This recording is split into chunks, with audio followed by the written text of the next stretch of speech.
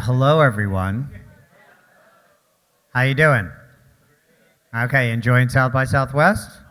Isn't this great? Isn't this awesome? Isn't it great to be here? Thank you for coming. We know you had lots of choices for your entertainment this afternoon, so thank you for choosing to come to Content Crossroads. I will bring our panelists to the stage now. Welcome Linette, Mike, Adde, and Rob to the stage. You can clap, yeah. Their titles are up there. We'll get to their stories in a second. This is meant to be a conversation. So we're going to have a conversation in front of you, but we'd like you to be involved. So be present. Try to stay off your phones unless you're taking pictures and posting them on social media, and then definitely do that. But definitely feel engaged in the conversation. Lean forward. Definitely feel free to raise your hand, and I will race out to you in a reference that only some of you will get in a very Phil Donahue way and give you the mic. Thank you for laughing. Those are the old people. Just to start this off, I'm going to frame this. This is an update of the old Marshall McLuhan concept. The product is the message now. Just to walk through the concept I think that consumers think of when they think of entertainment is they think of this hierarchy of feeds. They think of this continuum of services that they control on their own with swipes of their thumb in their system settings on their phone on a regular basis. And they want to be able to go from one of these experiences to the next very easily and painlessly, just like we promised them when we introduced all this technology to them in the first place into their entertainment suite. The problem is we've created this labyrinth of discovery. The average human now has 100 unique logins, which is why I use the same password, 1, 2, 3, I probably shouldn't, for everything. And what's happening is this labyrinth, this is becoming a bit of a paradox of choice. This is becoming content discovery, the content user experience coming through whichever screen you're using, whether it's your phone or your connected television. Half the users out there in the universe say the UI determines which services they use. The average consumer is now spending 110 hours per year looking for something to fucking watch. I feel like that's a failure of our ecosystem. I feel like that's creating friction. And what's happening is you can see that in churn, which is really an existential challenge to the SVOD, the premium streaming subscription video on demand business, retention of consumers. Last year, all of SVOD generated or acquired 174 million new subscribers, but lost 148 million subs. The retention of the total subscribers on a year-on-year basis is plummeting. And with all this friction and less joy in the ecosystem, because the user interface, because the user experience is not easy to find stuff. Who here has logged onto a service, looked for something to watch, couldn't find something, logged onto a different service, looked for something to watch, couldn't find something, logged onto a third service, looked for something to watch, gave up, got stoned, and just watched Friends? Which one? Okay, Ally McBeal. That's a throwback. Wow. I didn't age you. But that's a challenge that we've created for ourselves, and as a consequence, people are thinking that they finished watching shit, right? And they're cutting back. This is a cutback of 37 minutes per day of the average consumer year on year in total media used. And often that is cutting out whole services, not just going out and putting down glass and touching grass, but getting rid of whole services. Who here has signed up for a service, binged the heck out of something, and then canceled that service before their next billing cycle? That's exactly right. So in context of all this, in the product is the message now, whether depending on how you watch it or how you make it, I challenge each one of our panelists today to bring a story to the table that they'll tell us about how the product has either failed us or helped us, or how it can improve, or how it needs to improve. Cool? All right, who agreed to go first here? I don't know. Did we even pick? All right, I am going to go Linette, just since you spoke up. So first and foremost, you run, I would say, strategy and distribution for nonfiction at ZDF Studios, yes? Exactly. Wow, okay, good. One for one. First of all, what is the challenge that you decided to take on for this conversation? And I think it's a different one. It's not necessarily a business challenge, it's a personal one. exactly. I love to talk about my son on stage. That's what I'm going to do again. Last year it was the skibbity toilet, and this year it's something else. So, but first I would love to do a little survey, because it's about the definition of channels. So who here, and I want you guys to pick out like A, B, C. So A would be, what is a channel? Is a channel a free TV or pay TV channel? That's A. Is it a B, fast channel, or is it a C, YouTube channel? What would you guys think? Who's for A? Okay. Who's B? Which was the fast channel? Okay. Who's C? YouTube channel? Yeah, okay. I give you another definition. All of the above would All be of them D. above. Who's with all of the above? Okay, There you go. okay, I see. That's actually it, right? Yeah. I mean, it depends. You know, your channel is defined by the intellectual property, It not was. necessarily by the device. In my reality, it was, and then my little one taught me differently. So he's 8 years old. He's a heavy YouTube Kids user, and he comes up to me all the time telling me, Mom, could you put on the skeleton channel? I'm like, what's a skeleton channel? There's no skeleton channel existing. Yeah, I need the Ninjago Ice Emperor channel. There's no Ice Emperor channel. What he means is the search word. So he means I should type in the word, and the recommendations that come up on YouTube Kids is his definition of a channel. So I really do think that, yeah, watching Gen Alpha have a different user behavior than I do, or everyone does, gives us an idea of what the future could look like. In this case in particular, his search terminology is the channel. Yeah. And in the definition of this panel, so many of us are used to picking up a remote, right, and going to a channel in an IPG or typing in a number. But increasingly, He's doing it with voice search Yeah. around a certain piece of intellectual property, a topic, a theme, a hashtag, as a it were. figure, yeah. Yeah. And when a channel can be defined by a search term, that's a completely different experience for the user and the publisher at the same time. When you program your channels, how many different channels does ZDF Studios involved in? So I'm talking the new channels. I'm talking YouTube, social channels, and fast channels, everything that actually ends up being with the consumer. So we call it B2C channels. So I manage 25 channels, fast, YouTube, TikTok, lots of them. In general, we have way more than that. These are just mine. But when it comes to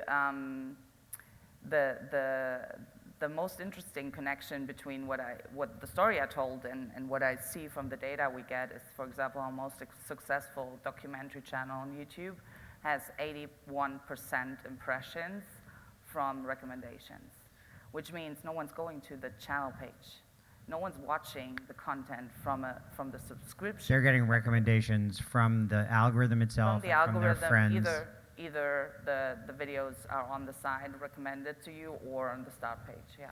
And so, But you need to, I think you're on to something, and I think we as a broadcaster, because I'm a public service broadcaster in Sweden, we need to redefine the channel ID, because we were blaming your old Netflix, your old employee, to say, listen, they would like to have something else, long-term, not my kind of format. And in that stress we had for the last 15 years, we've forgotten that the channel can be a short format news together with the long format drama together, and that makes a channel. But when we talk about channel, it's like focused on linear distribution broadcasting that haven't changed for the last 50 years. And that stressed us really up. So we have built now our service looking towards Netflix, not looking towards what the user needs or actually what other content on SVT was, which is news, long format, short format, and news. So I think still the audience needs, sometimes would like to see the news and then watch a drama from Netflix or Google TV. well, it's interesting. I interviewed the head of Tubi, Anjali Sood, recently, and what she said was 95% of the usage on Tubi. So everybody thinks, did everybody here know what Tubi is? Raise your hand if you know what Tubi is. Do you know what fast is? What does fast mean? Do you know? Yeah, but it's free ad-supported streaming TV. So this is, and what most people think of when they think of FAST is linear, I think, right? And yet Tubi, which is one of the more successful FAST products in the US, is 95% on demand. 95% of it is on demand. And I think increasingly, FAST is going to become much more of an AVOD product, right? Yeah. And you're right. So I think there was this distraction. Everybody still loves linear-ish. Mostly it's an on-demand universe that you're moving towards. So you're not stealing from FAST channels. You're much more leaning into the on-demand model of Netflix, which, by the way, Rob used to work at Netflix, which is the reference that he was. Yeah, but yeah, which is super important, I guess, because still we are lazy monkeys. But we are. We are lazy monkeys? Did I we are misunderstand lazy you? monkeys and don't like to search. We would like to have it served. Which is why we need recommendation, and which is why we rely on recommendation. For example, Zumo is only dealing with recommendations at this point because they have so many channels live, you can't really find stuff. Right. Yeah. And the point about these recommendations is in the end game, and I'm going to be, not everyone will like this idea, but I think recommendations and search will eventually lead to the disappearance of apps. But Linette, one thing I would have to say though is that in the YouTube universe, channels do exist, and YouTube creators obviously are trying to gain subscribers for their channels. So But the ask way them that how many of their subscribers are actually Viewing. hard viewing. viewing. Okay. So you're Like saying that where you're seeing. So you're seeing like your subscribers are not doing the viewing; they're just subscribing. 1%. 1%. 1% of views come from subscribers on my channels. Really? 1%. Wow. Is that true of most channels, or is that? That's an interesting stat. It's a particular fact for the non-scripted channels, but this is. So reality. most of the audience is discovering it in some other way other than Exactly. being a subscriber on the channel Exactly. itself. Which doesn't That's mean they don't fascinating. like the brand or they don't No, like the but it's rest a of our completely content. different marketing challenge and customer acquisition challenge Totally. than from anything that existed prior to that. And you can save the discussions about how to create the banner and how important that is to the customer because they don't see it. You mean, and by banner, you mean on the home page Yeah, of your exactly. YouTube channel, people spend a lot of time on the color and what should go in there. And a lot of what you're money. saying is, and a lot of money, Yeah. A/B testing. And I still think that's relatively important. It's but important on the assets, but not on the So channel. what you're saying is the thumbnail on Exactly. the asset, the actual face, the cover of the album itself or the single itself They're is super substantially important. spend more time and attention there than what your homepage looks like because they're usually getting through, the consumer is usually getting to your content through some type of backdoor. You need to figure out what the destination is your user comes in, the actual UI. Who knows what UI means here? Okay, user interface. So the actual app or interface you see when you open up the app or device. But here's the thing: is the user interface goes down to the user experience and the thumbnail itself and the metadata and what you put in the chat and all that other the links you put in the stuff. But it also is about cross-pollinating from other channels as well. So you have this great story about moving an audience from TikTok to your YouTube channel for a 20-year-old documentary. Exactly. Tell that story. You want to have me tell the story about the anaconda, which is in this case a snake. Yeah. Yes. So we have this short about what an anaconda needs to eat during the year, and no one cares about that fact. It has over 8 million views, the short, and it went viral because of the comment section. The comments were, who cares about that snake? Did you see how huge the fly was that just landed on the anaconda's nose? So everyone was talking about the fly. No one gave a shit about the actual Snake. But this led to 4.5 million views on the actual documentary. So Feature documentary. Feature documentary. On Not YouTube. feature, but 52 minutes. Yeah. And it blew up in 3 months. We had 4.5 million views on that. But for a documentary that had been around for 20 years Exactly. and hadn't really gotten viewership on it as well. So, how people find your content is going to be different in each case. The question then is, let's go to you, Adde, since you jumped in earlier. How, for a public service broadcaster, so this is the studio arm of a public service broadcaster, in your case, how are you meeting, SVT got out in the streaming business very early, right? One of the earliest, if not the earliest, public service broadcaster to have a streaming app out there. And you still maintain a pretty dominant position as a result of that in your marketplace, not only for existing television audiences and streaming audiences who use your app, but also you still have a pretty vibrant kids business and other elements of it. But you are a futurist, and you are constantly worried about being out ahead of the curve here.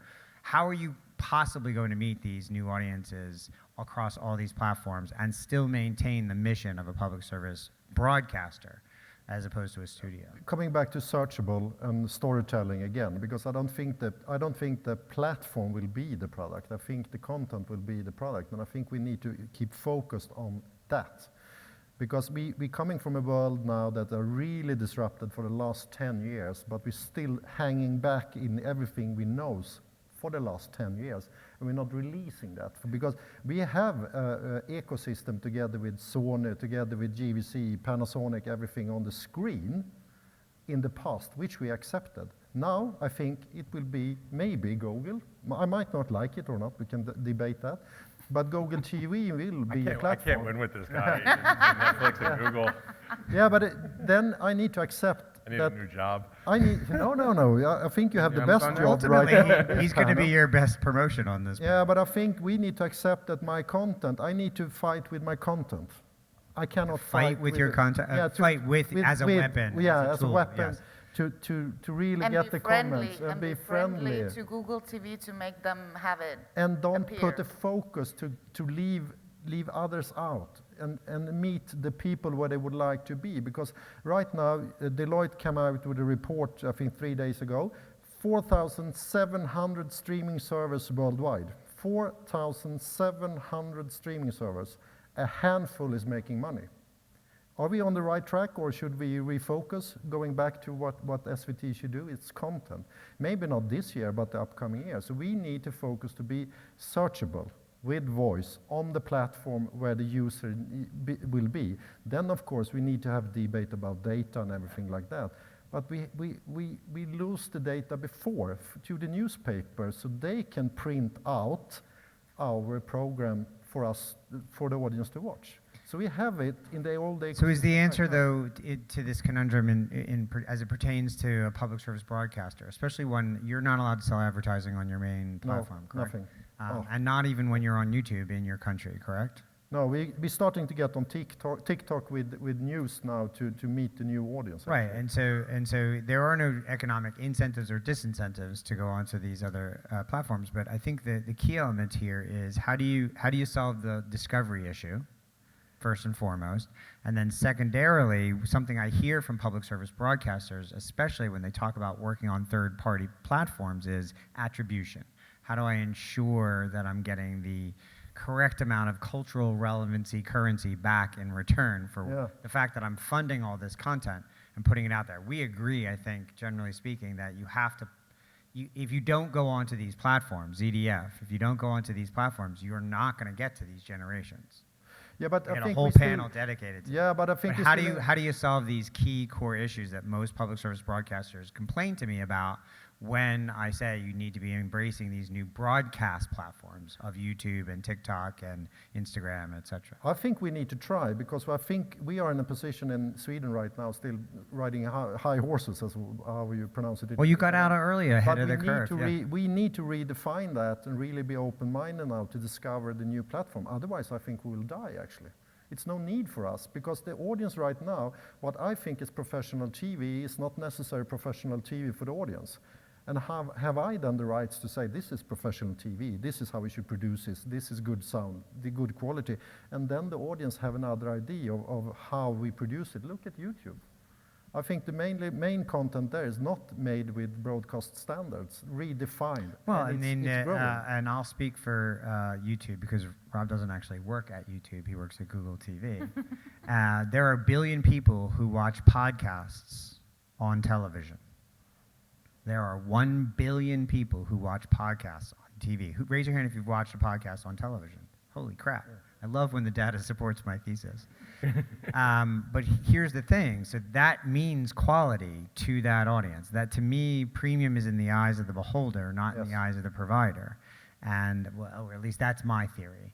But at least to that consumer, there's no changing their mind around what they're watching on their television. So, but again, you have to do it. We agree. Yes.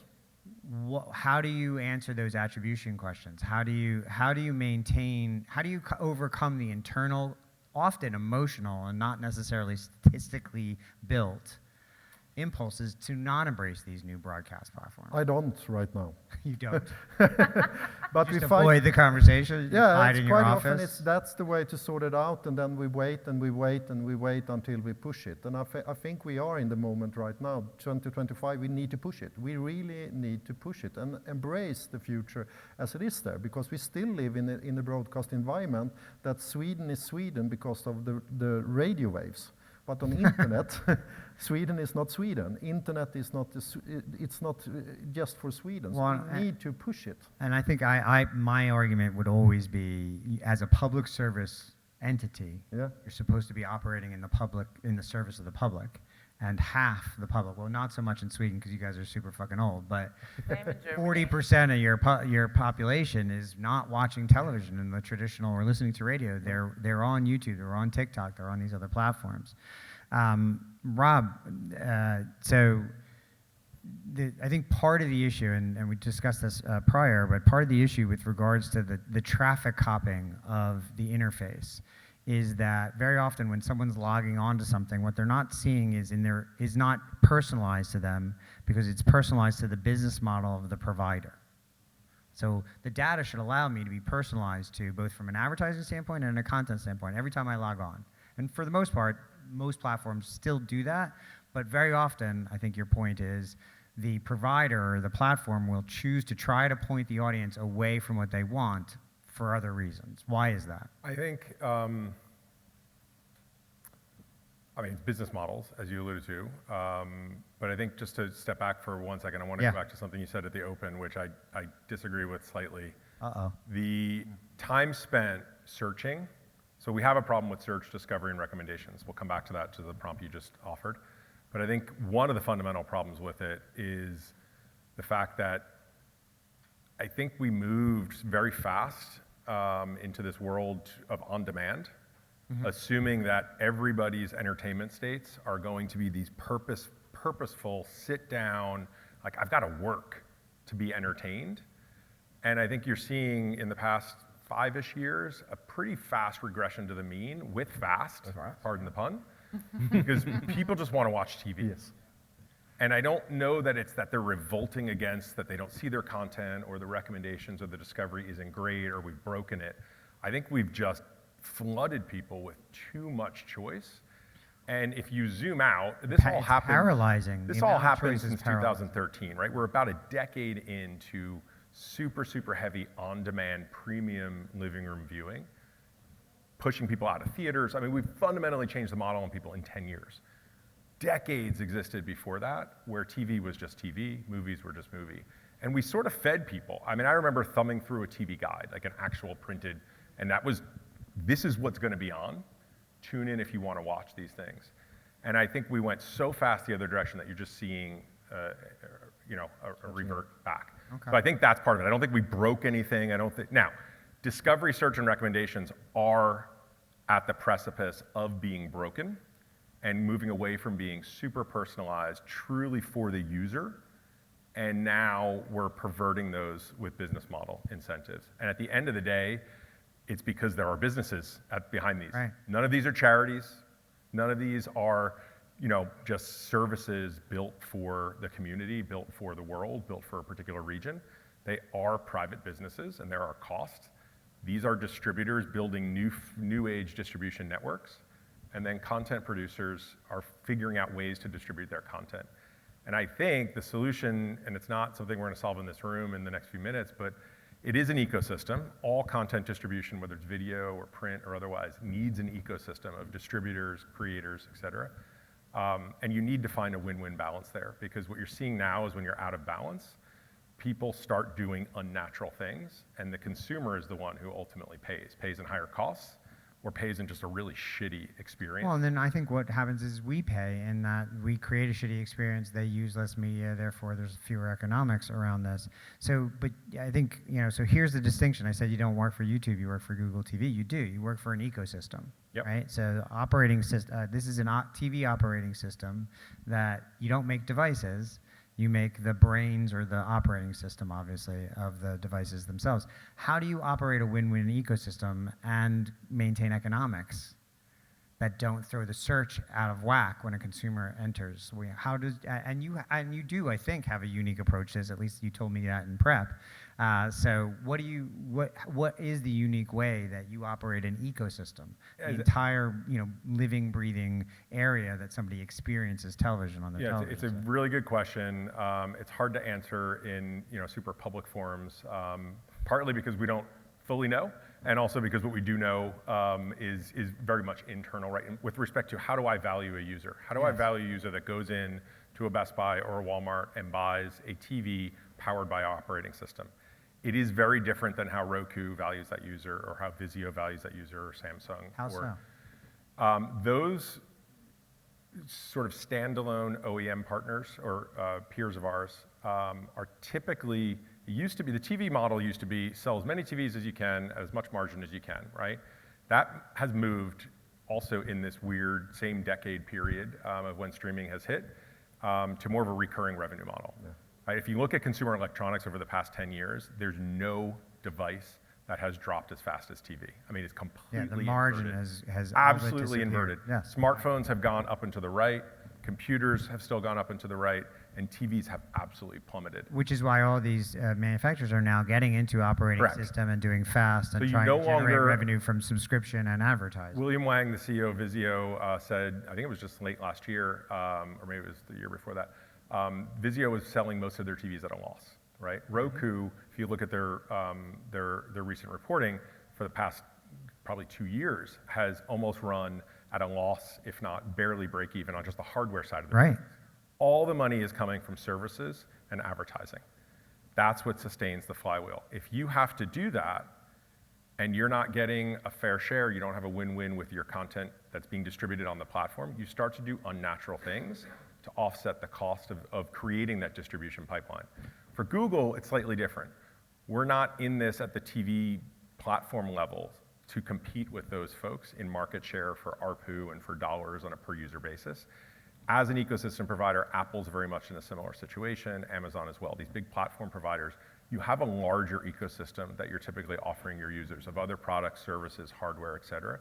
And there's typically valuation models that you can figure out on your own for a user that engages with 1 service, 2 service, 3 service. How valuable is that user to me as the broader brand, as the broader company? So there's different ways that you can value. So let me just see if I can spit this back at you and see if I get it. So there is a larger thought about the value of that consumer as you approach the connected television operating system business. I do agree. I do agree as well. Yes. And so the interesting thing is, and I mean this with the uttermost respect, I really do. Your company is large enough to look at the consumer that way. Do you know what I mean? I think it is by dint of the fact that you have all these other businesses where the value can be expressed and given back to the consumer. It's not that large. As opposed to a Roku who only does TV. It's not that large. At some point, we still have real hard costs, and it costs every platform. There's nobody that skirts this money to put these devices into the market, right? So it's sort of an invest forward, and then you sort of earn back. But it is a longer view, typically. It depends. No, I think it's more about how do you value the ROI? What's the R, right? If we were to start a TV company tomorrow, God bless. Cool. Let's do that. You would be specifically focused on the revenue back, right? You're building a set, you're selling it, there's margin on top, and then how much recurring revenue can I generate while that TV fires up 4 hours per day in your house for the next 5 to 7 years?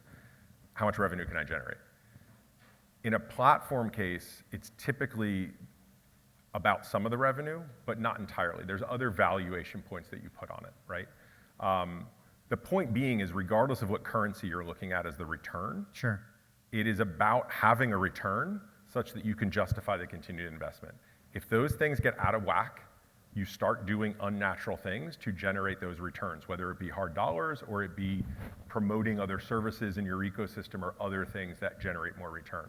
So it really fundamentally comes back to finding balance with the content distributors and then with the content owners and the distribution pipeline itself. Well, and the audience too. I mean, I think there's a certain experience you want to give your audience every time they touch your product. That Right. that expectation is met the next time they touch that product, right? Right. That's part of they're the power. gonna be loyal. That's exactly right. Yeah. Yeah, but you coming back to the point, because SVT would never ever face the idea to building a cable TV network or terrestrial network, Don't. but we're facing the idea to building a platform because we did unnatural things. So actually, if we could make an agreement before, then this would never happen, and I think the consumer would be more happy. Well, I think what's fascinating there is that even without the necessarily commercial, That's the CTO of SVT. yeah, you did things in order because they weren't necessarily the right thing for the consumer, but they might have been the right thing for the business. Yes. You are very frank about that stuff. It always surprises me every time you say stuff like that. Mike, so I think there is this. So we talked about different ways that the product is the message, and the different ways that the kind of hoops that we all have to jump through actually create more friction, less joy, more time doing the bullshit around the work than the actual work itself. And I think in production, that's become, and content distribution, those have become, two of the biggest crises that we face. So your narrative, your story to tell, centers on solving that part of the conundrum. Yeah, absolutely. I mean, I think your topic is the product is the message. And I think what we've heard today is, I mean, you're basically saying that. You're saying that the content is the message, not the channel. Your content is the message, not your platform. And, well, you're the background. But, what I'm going to talk about is the product behind the product. So the example I'm going to give is reality TV. So it's a particular reality TV production, but as you all know, reality TV is one of the most engaging forms of long-form television, whether it's documentary-based, like Real Housewives, or whether it's competition-based, like Bachelorette. People just really get involved in it, get engaged in it in a way that's, a bit beyond any kind of scripted television. And I don't know if you had kind of heard earlier from other, one of the other presenters at one of the earlier sessions, but reality productions in particular have gone a bit beyond the medium, if you will, the medium of, say, broadcast. They're all over the place. They exist within YouTube, they exist within other social media platforms, they exist kind of everywhere, they surround us, and they're, in a way, the purest form at this point, I know it's kind of funny to say, of sort of a true product-based message, if you will. And, I mean, they're very popular, they appeal to universal things. Obviously, many of these shows are about love. Love is very, a universal thing, and actually even more universal than that is that they also appeal to everybody's desire to find out who is loving who, and whether or not, whether you can judge that, and should they be the person loving who. So that's kind of reality. So the story I'm about to tell is really about how now reality is facing the changes in television that we're all talking about. Broadcast, traditional distribution is not. It's not the big thing. Everything's moved on to multiple channels. So the question is, how does reality TV meet the new reality of TV? So a little about my own background kind of informs this. Up until a couple months ago, I founded a company, worked and was there for quite some time, called MediaMorph. And what we did was we aggregated data for the major studios of how their content is doing. Across that time, we saw these broad shifts. How their content was doing across social video, across thousands of third-party platforms, okay. The 4,700 that you have to mention, actually. Obviously, we started in 2008, 2009. Netflix just started streaming at that point. Story to point to, but Netflix just started streaming at that point, and then you had this odd rise of EST for a while, which was streamed for about a minute. And then eventually, of course, the D2Cs, the steady growth and resurgence of streaming. And now, of course, we've got FAST and AVOD, and everybody kind of realizing the logic that, well, YouTube's AVOD too, right? Shouldn't we just all be on YouTube? And all of that, I've had a kind of bird's eye view of seeing, as well as the move to the device, the CTV. Everybody's watching on the same, whether it's YouTube, whether it's traditional television, whether it's streaming. You're all seeing that in the same So device. your company tracked all of the or consumer behavior and viewer behavior around all of the various pieces of IP that you tracked across all of these devices, watching where it was going and where it was coming And from. that was what I was watching. Then a couple of months ago, I moved to a company called Atelier, which is sponsoring tonight. But Atelier Creative Technologies basically has, amongst other things, a couple of pieces of software. One is a piece that called Live, which does software live production, so allows you to produce your entire production, multiple camera feeds and all of that, all on a GPU chip over software with very customized ways of doing it. Adde is a great customer of ours for that.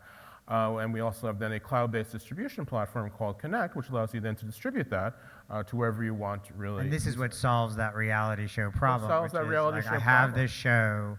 I want to distribute it across all these social platforms. I want to feed on a regular cadence. I want to be able to take the content that we produce and the library that we have and put out a shit ton of content in very different shapes and sizes across many different platforms ad nauseum. Absolutely. And this really helps facilitate that for our major public. Yeah, and absolutely. And also the thing too is that traditionally, right, with a reality show, it's all about the audience. It's about how you're building the zeitgeist. It's how you're hooking people in.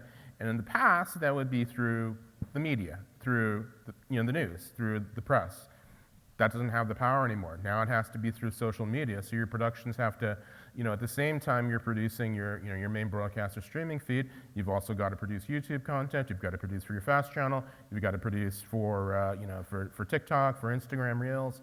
You have to produce across all these different, And often it's a workforce that's spread all over the planet. So you're collaborating between editors and different teams across continents and time zones and all these other kind of places too. That's become a big part of I think the traditional ecosystem. You talk about this a lot, and so you oversee not just the broadcast and play out and streaming and CDN and all that kind of stuff as CTO. You also oversee all the production and all the editing and all the stuff that he's talking about. And more often than not, this workflow is becoming a real friction point, especially for traditional media companies. Yeah, but we get shitload of money to save here as well, because what Mike talking about, if we back a little bit where we're standing today, I think the main sponsor for the Olympics is Sony still. And they would like to produce Olympics in 4K, uncompressed 4K, maybe 8K, and sometimes they will even go higher. And then they will sell TV sets, 4K as well. But the Sony 4K for production, it's 4 gig or 8 gig per camera feed. The distribution goes to Rob here and Google TV, 12 megabit. So the ecosystem that you are disrupting now is a shitload of money for hardware manufacturers that sponsor big events, making me buying real expensive cameras, for the audience to buy real expensive TV sets, because we're having the announce of 4K or 8K, which doesn't have anything with each other to do. So 4K, 8K production is nothing to do with the distribution later on, because no people at home will gain an uncompressed 4K signal. So what we do now, when we put the production into software, we can actually do the production in the same value as Rob can distribute it out, or SVT Play can distribute it out, and really make one industry instead of definitely have two industries, because we cannot afford to have a production industry with production value and a distribution industry with distribution values that not connect each other. So now for the last years, I think we can really start to connect that, but we are disrupting a shitload of money from hardware manufacturers that have built up an ecosystem together with me and even with sports rights. So ultimately, the idea here is we're going to get rid of some of the physical infrastructure. Yes. And by the way, Killing. human infrastructure as well to a certain extent.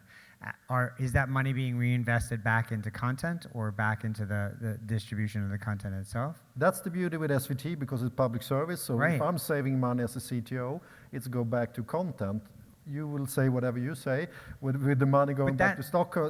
But from my perspective as a CTO, it's easier for me to say that, because if I can save money on technology, which not gaining for the audience, I can directly put it back to content, and it's really important. And I think there's a lot lost. We've talked about this, and there isn't enough, I think, focused on, because it's not necessarily always that easy to describe and articulate in terms that everybody can understand, or to point to solves for it either.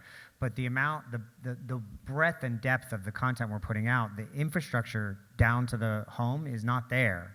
No. Netflix broke when they tried to do a slap fest between a YouTuber and an old man. Yeah, but That wasn't Netflix. That was like the whole pipes of the industry. We just weren't prepared for that amount of streaming use all at once. So it's something for us to consider. By the way, if you have questions, raise your hand. If not, I will throw this out to the group, and I'm gonna start with you, Rob, because I do think you have outsized influence in how the interface of television will ultimately look, because you are one of the leading platforms in the world, right? I was think the #1 operating system for television's actually #1 is Other, and then #2 is Google TV, or some combination of Android. How can we improve this interface? How do we shorten the search time for somebody? How do we get rid of this thing where you're logging off and logging on and then just watching the same old crap over and over again? Not that Friends is crap, but you get what my point is. How do we work together as an industry to improve the overall user interface and user experience? I mean, it does start with the product. In this case, the product is the content, right? So it absolutely does. I think there has been a massive glut of new content for the sake of making new content over the past few years, and you're starting to see a pullback from that, just because money's not free anymore, and you're just not, you're not seeing nearly as much production. You're seeing a lot of reversion back to reality and much cheaper to produce content than the sort of very high-priced premium. And a lot of that premium didn't play well. I mean, Netflix is now releasing massive viewing data in tranches. Like, go find the most premium content in those lists. It's not at the top. Right. So I think the market is dictating the rate of content that we're producing. Regardless, there's still a lot more than there's ever been, and we need a better way to find it. And I think that comes back to my point earlier of just finding the right models such that the platforms themselves are not pushing fingers on the scales in certain areas to do things that are helpful for their businesses so that they can keep building these distribution networks, and that they're really doing the appropriate things so that the right content can get to the right user. But it comes back to a true win-win ecosystem, which we don't have today. I really think Rob has an interesting position within this panel. You're representing Google TV and Netflix. I'm not You're representing. But Wait a second. Now let me ask you some questions about Netflix. no, but I think we should point out both of these stand for a standard. Like Netflix standard from a product perspective is huge. Every platform tries to The product Netflix. itself, the experience, the user also, experience. like even skipping the intro or having multiple language tracks available set the at market, any yeah. time. So there are standards from the product side that everyone now expects to have on every platform. Same for Google TV. The level of metadata you guys have as a standard in order to get on the platform is going to be that the basic information every user will expect at some point from their operating systems.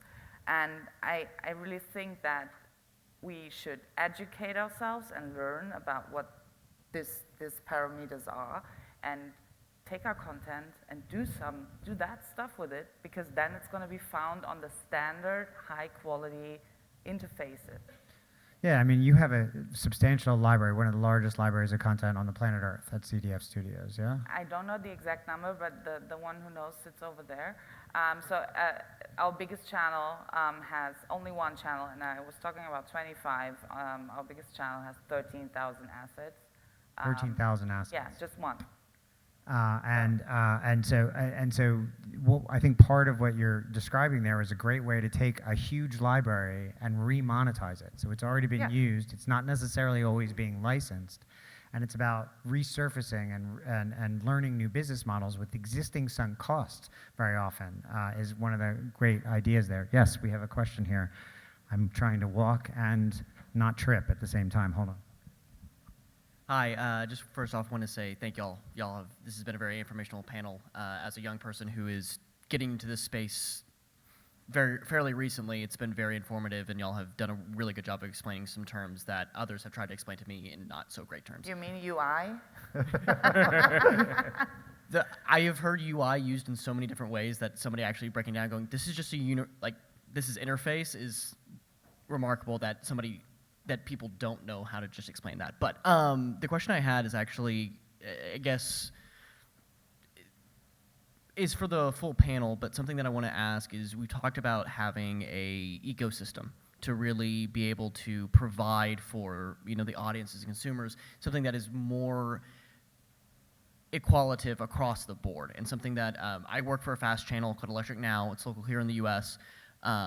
Something we've worked with some of our distribution partners before, and regardless of how the relationship went, it was one of the things that we found a net positive every single time. And I'm wondering, from a Google TV standpoint, from production and studio standpoints, is there a way where content is starting to be partnered with from almost a full side of, whether it's from the software standpoint to the distributor standpoint to the content creator standpoint? Do y'all see more of, again, a universal partnership to get to the consumer, rather than just one person creating it and then just going through the normal process? It depends on the time frame. Yeah, it depends on the time frame, and kind of careful what you wish for, because I think that sort of indicates almost like a fully vertically integrated supply chain, right, from the creator to then to the distributor. And I think where you've seen that, if you just zoom out, where you see at sort of mass scale things fully vertically integrated, somebody's going to get squeezed on one side of that typically. So I think the model we have today isn't far off, right? In the fast world, you probably know of all the sort of key aggregators and distributors. And then there's the platforms that all plug into. So if you make a channel, you're the content creator, you're going to find one or two helpful sort of middlewares to help package that up. And then you're going to plug that into multiple TV platforms to get that widest distribution. I don't think that model goes away in the future. I think for it to be really healthy, is you just need to find the right balance so that everybody's sort of taking what they need.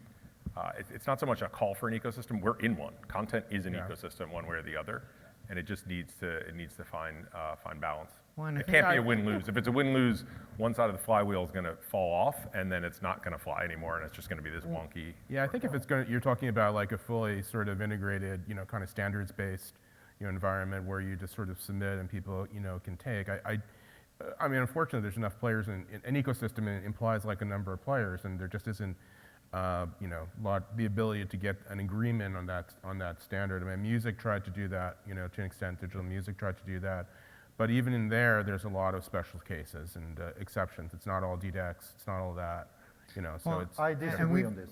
Okay, go ahead. I think you completely right question, because I think it's part of the industry that doesn't need to be existing anymore. Rights in the management future. or rights sharing or No, rights but I licensing? think production-wise, I think a smartphone and YouTube does a lot of work that you need a lot of people for. If you're buying an electric car, it will take you from position A to position B, but without any mechanics that can handle a gas engine. So a lot of people working with engine for cars doesn't have a job when you're buying electric cars. I think the industry need to accept a new future where some parts of the industry will not exist or needed to be existed. I think the new ecosystem will look different, because look at the system we have from Atelier. Now when we're doing production on SVT, it's not a production person anymore sitting and running it. It's actually a YouTuber Cloud-based, that's pushing buttons and running the sound markers on a screen instead of real life hardware. But here, So I this is really- where I would turn it back on the IP holder themselves. To turn it back on the if you are an IP holder or a creator or a studio who wants to distribute content, what Adde's describing is he is taking control of the ecosystem on behalf of his content, both of the way it's produced and the way it's distributed. And more often than not, it's going to be incumbent upon the rights holder to set the rules and to follow them and to game out a business model across territories and across platforms, and then bring in the tools that you need to navigate that. Because if you wait for all the platforms to create one standard, good fucking luck. Yeah. Yeah. It's not going to happen, right? And it's not in their best interest, to be honest with you. And so if you want what's in the content's best interest, and frankly, in your audience's best interest, when you think fast, if you're not also thinking YouTube simultaneously, then you're doing yourself a cost-benefit analysis disservice. So truly, I do think part of mastering this universe and all the inputs at this time is knowing the value of your content and knowing how to pull all the levers to get the greatest value out of it. Any other questions here? Yeah, hold on. I would like to come back to discoverability and maybe start with you, Rob. What's the role of AI in your perspective? There will be, and going back to the UI, agent for the consumer that will discover content wherever it is, if it's on ZDF, VTR, Netflix, YouTube. Do you believe that? Let me just make sure I heard it properly. Do I believe in a sort of agentic future where agents will be able to search? Yeah, that's... I believe the capability will exist. I don't believe that there will be broad-based participation from the entire ecosystem. Yeah. Why is that? I mean, again, it goes back to models. It goes back to incentives. Certain content providers are going to want to fully control the experience from power on to power off. They don't want to be disintermediated, or they have a fear of disintermediation, right? Such that if you find my content outside of my experience, you will then be trained to never go to my experience and only find my content in that other experience. And over time, whoever runs that other experience will swap my content out with somebody else's content, right? It's like the fear of my product is going to become sort of a loss leader for something else. So they'd rather just take their ball and go. Commoditization, ultimately, to a certain extent. It comes down to revenue at the end of the day, right? Right. Or whatever their But we've heard R from is. a number of different publishers over the course of this day that what they're finding on these new platforms, whether they're YouTube or Roblox, Yep. is that they're additive. Both the audiences are additive from a new demographic standpoint, but also the revenues that they're finding there are often additive as well. There's a fair argument for it, right? Southwest is a good example. Let's get out of content altogether. Southwest doesn't publish all of their flight information to all the aggregators. If you want to book on Southwest, you go to Southwest. That's it, full stop. They seem to be doing pretty well. That's true. But I think they're probably one of the only, if not the only, airlines that doesn't publish to aggregators. There are certain content producers that follow that same model and feel that they have enough brand equity as a destination that you'll come to them. And if you start going elsewhere and you see their content, it's somehow of a risk to them longer term, such that their content will be swapped out with somebody else's. My personal opinion is I don't believe that. I don't think content is like batteries or diapers or paper plates, or it's not a commodity product that one day you can train people over and over. These are the shows, these are the shows. I don't think a lot of people watch because of the brand. I don't think they watch because of the network. I think they watch because of the content itself. So if your content does well today and it doesn't tomorrow, it's because of the content. It's not because I swapped you out. So what do you think, for example, you guys actually do that. You can search for content. Some apps are open to have the deep link available. Some are not, namely Netflix is not. What do you think? Like if all apps are open to deep linking into the apps, except for Netflix, don't you think Netflix is going to disappear at some point? If they keep producing hits, no. People will find it. Word of mouth is better than any agent. It's better than any search. It's better than any algo. Yeah. You can twist things 6 ways till Sunday. Word of mouth will run faster than any marketing campaign on device, off device, on platform or off platform. Yeah. So if you create a hit, it will get out there. I mean, there's plenty of content search engines already. Right. You can go to Just Watch or Real Good or whatever, and you can basically find anything. They'll provide you recommendations. One could call that AI. Yeah. But I don't think that they've made a terrifically huge impact. I don't think the lack of discoverability is going to hurt a hit. I think the presence of discoverability will help something that isn't yet a hit, and maybe hasn't been fully discovered yet.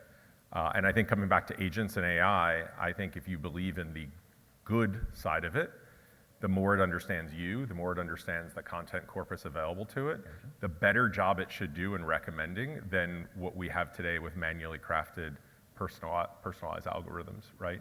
Personalization algorithms today are mostly made by man, with some machine learning, with some AI. I think in the future, I absolutely see a world where you'll be able to just spin an agent out for the right recommendations, but it will be based on what's available to it, and I don't know that it'll ever be the full corpus of content. I had a question for Adde. We discussed it already a bit during the lunch, but as a public broadcaster, what do you do actually right now on YouTube or socials like TikTok, whatever? Socials is more for conversion. YouTube we doesn't do so much on right now. Actually, we do for the smallest children, but not so much otherwise. And then we're going now on TikTok for news. But I think we start to explore, and we need to really see what it can do for us, because we can't blame the viewers if we have good content they don't find it on our platform, but they are on YouTube. We maybe need to rethink the idea of where we should exist. And I quite often ask, why is it really harmful for us to have the audience watching our content on Netflix or on YouTube? Is it better to have it watched on YouTube than not watched at all? Yeah. And is it really scareful that the audience can watch something else after my content? Do I need to lock them into my ecosystem? Is that really, really important? And why is it really, really important for us? Because you spent money on the platform? Because we spent money on the platform is quite often an answer, and a huge amount of money on the platform, but that's not focused on the audience at all. So really we need to rethink our ideas of what it is actually. I used to agree to that many years, but in Holland we have now that problem as well. Should we switch to more like a streamer ourselves, or should we produce for YouTube? Now we are spending a lot of money on YouTube, also on advertising, because as you said, it's not your channel that is watched, but it's just your content, so you have to spend a lot of money to get into those recommendations. So now it's a bit of both, and we're trying to use YouTube and other social channels as a distribution to our own streamer. Is that something that you want to try out as well, that using it as a distribution channel to your own, or do you really want to produce directly for YouTube? And as a person, I would like to explore it more. As a channel, might not like it in the same way, but I think we should follow the audience in that case. I'm not sure that YouTube might be the platform. I think it can be other platforms as well that will be developed, because it's still software. So we can have another aggregator in Scandinavian or something that pops up, because I think we really need to focus on the end user. I used to say as well internal on SVT, what happens if Netflix phones us up and say, hey SVT, would you present the news for us after every show we have up for our audience that have a subscription in Sweden? SVT will within 10 seconds say no. Then they can phone Schibsted up, the biggest newspaper, which as well doing quite much news on moving media as well. I think they will consider it and say yes, and say, of course, we will publish the latest news every hour to you, so that can pop up after each show, or even on Google TV, because it's more important for them to be shown on Netflix platform if they would like to have the news. And because if it's software, it doesn't take so much time to figure that out and do it. We need to be in the front line and start to figure out how we will be exposed in the future. So I think maybe that platform doesn't need to be YouTube. It can be Netflix. So we are going to have to end there, Yeah. but I do think what the key message here is the audiences are changing the way that content is being consumed. The content is still going to be at the center of it. The question is, how do you get your content to the users who most want to use it under good economics? That's going to change. But these companies, all the companies, are going to have to take a hard look at how they distribute, as are the producers themselves, and reach their audience. Thank you so much to our panelists. I really appreciate your time today. Thank you for hanging out with us.